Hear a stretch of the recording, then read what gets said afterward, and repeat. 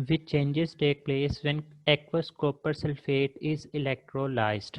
अब उसने कहा कि एक्वस कॉपर सल्फेट है। एक्वस कॉपर सल्फेट से मिला रही है कि आपके पास दो तरह के जो है वो सॉल्वेंट्स मौजूद हैं या फिर कंपाउंड्स मौजूद हैं जो कि डिसोसिएट होंगे। एक हमारे पास कॉपर सल्फेट है, दूसरा हमारे पास है वाटर। जब कॉपर सल्फेट की बात की तो ये Cu+2 और सल्फेट आयंस के अंदर डिसोसिएट हो गया, और वाटर की बात करें तो ये हमारे पास हाइड्रोजन और हाइड्रोक्सिल आयंस के अंदर जो है वो कन्वर्ट हो जाता है। अब यहाँ पे हमारे पास जो Cu+2 है ये हमारे पास कैटाइंस आ जाते हैं, जो हमारे पास सल्फेट और हाइड्रोक्सिल आयन है ये हमारे पास एनाइंस आ जाते हैं। अब ये जो हमारे पास Cu+2 और H पॉजिटिव हमारे पास दो कैटाइंस हैं। इन दोनों कैटाइन में से कोई ना कोई एक कैटाइन जो है वो move toward the negative electrode, mean to say वो हमारे पास मूव कर रहा होगा कैथोड की तरफ, जबकि हमारे पास जो नेगेटिवली चार्ज आइंस है, नेगेटिवली चार्ज आइंस के अंदर से हमारे पास एनाइन जो है ये मूव करेंगे toward the positive electrode I anode.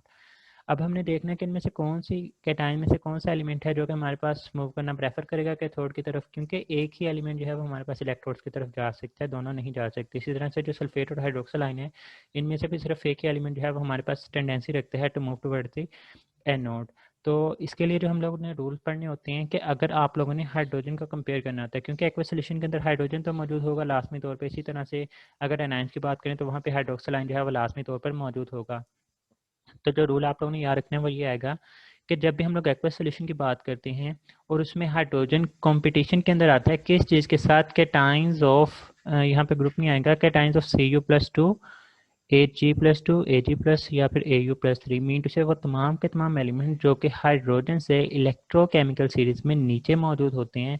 तो अगर हम लोग हाइड्रोजन का उनके साथ कंपटीशन करवाएंगे तो हमारे पास जो मेटल होगी इट्स सेल्फ वो डिस्चार्ज होगी कैथोड के ऊपर, और जो कैथोडिक प्रोडक्ट होगी वो हमारे पास मेटल होगी। मीन टू से कि Cu+2 और H पॉजिटिव में से हमारे पास H पॉजिटिव नहीं जाएगा, जबकि हमारे पास Cu+2 जो है वो हमारे पास कैथोड की तरफ जाना प्रेफर करता है। और हमारे पास कैथोड क्या होता है, यहाँ पे कैथोड जो है वो हमारे पास नेगेटिव इलेक्ट्रोड जो है वो हमारे पास मौजूद होता है। तो अल्फा ऑप्शन के अंदर देखें कहता है कि copper is deposited at the negative electrode, mean to say हमारे पास कॉपर जो है वो कैथोड के ऊपर डिपॉजिट हो रहा होगा। तो ये हमारे पास क्या है, ये हमारे पास राइट ऑप्शन कंसिडर की जाएगी। इसी तरह से अगर हम लोग एनाइंस की बात करते हैं तो जब भी एक्वस सॉल्यूशन के अंदर हाइड्रोक्सिल का जो है वो हमारे पास कॉम्पिटिशन आता है from water is in competition with the NO3-1 ACO3-1 sulphate ions, mean to say कि anions of groups of atoms के साथ उसका कंपटीशन हो, तो हमारे पास जो हाइड्रोक्सिल है वो डिपॉजिट होगा एनोड के ऊपर। जो एनोडिक प्रोडक्ट होगी वो हमारे पास O2 ऑक्सीजन गैस जो है वो हमें हासिल हो रही होती है।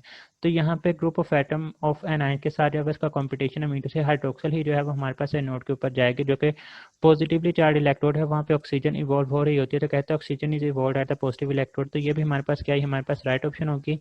40 के अंदर कहता है sulphate and move toward the negative electrode, के सल्फेट जो है वो हमारे पास नेगेटिव इलेक्ट्रोड। तो सल्फेट आयंस क्या हैं, ये हमारे पास itself negatively charged ions होते हैं और ये नेगेटिव इलेक्ट्रोड की तरफ तो ट्रैवल ही नहीं करते, पॉजिटिव की तरफ मूव करेंगे।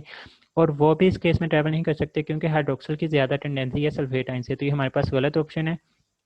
और डेल्टा ऑप्शन के अंदर कहता है both A and B are your right option. तो यही हमारे पास जो है वो राइट ऑप्शन होगा कि बोथ ए एंड बी दोनों की दोनों कंडीशन जो है वो यहाँ पर फुलफिल हो रही होती हैं।